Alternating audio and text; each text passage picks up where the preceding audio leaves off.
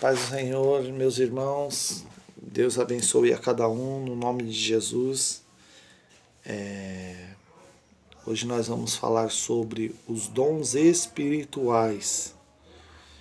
Tá em 1 Coríntios, capítulo 12. Falar do capítulo 14. Capítulo 14. E o versículo 26. Que farei, pois, irmãos, quando vos ajunteis? Cada um de vós tem salmos, tem doutrinas, tem revelações, tem línguas de interpretação, faça-se tudo para edificação. Se alguém falar em língua estranha, faça-se isso por 2 ou quanto mais 3, por sua vez haja intérprete.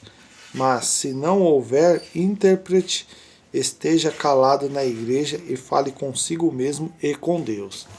Olha que coisa interessante. Quando Paulo ele escreve a epístola aos Coríntios, 1 Coríntios, e fala do capítulo 14, Paulo ele está falando a respeito dos dons espirituais.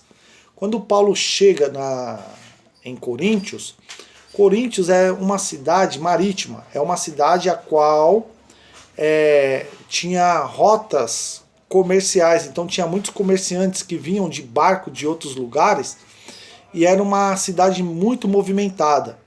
E naquela região tinha uma igreja, a igreja de Coríntios, e era uma igreja abençoada, era uma igreja muito abençoada, por quê? Porque aquela igreja tinha todos os dons, dons de cura, dons de profecia, dons de palavra, dons de maravilha. Só que quando Paulo ele olha para aquilo, ele enxerga um defeito, ele ouve e vê a igreja e vê um problema. Por quê? O problema nos dias atuais hoje, o problema hoje da igreja é o seguinte: quando a gente recebe, é agraciado por Deus e recebemos os dons do Espírito Santo, o dom do Espírito Santo, ele é para a igreja, ele é para o povo. Ele não é para uso próprio, ele não é para me beneficiar, ele é para ajudar o próximo. Quando você chega na igreja e você vê o templo lotado, a igreja, muita gente reunida ali, eles entram com um propósito,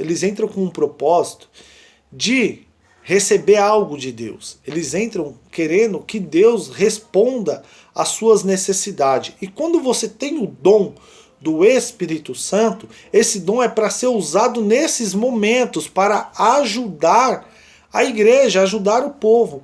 E hoje tem muitas pessoas que têm os dons e acabam usando para benefício próprio, mas a Bíblia ela não ensina isso para mim e para você. Ela ensina que nós temos que usar os dons para a igreja, para o próximo. E fala muito sobre profecia e revelação. Porque profecia é uma coisa e revelação é outra.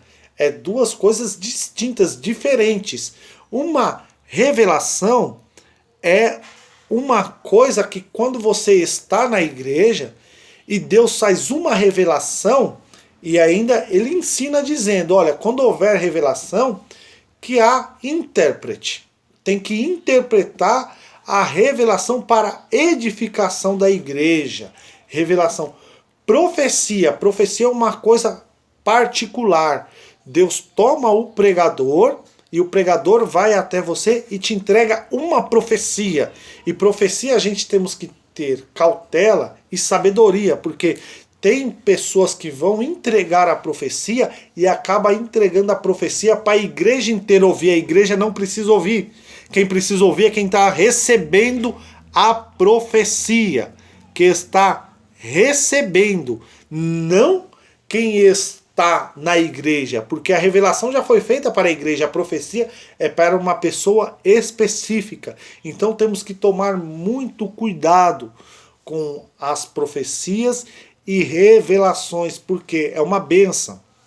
Olha como ela é uma bênção. Quando Deus escolheu você, porque você não escolheu a Deus, Deus te escolheu.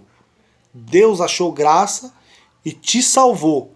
E Ele te entregou essa profecia, o que acontece? Ele te entregou um dom.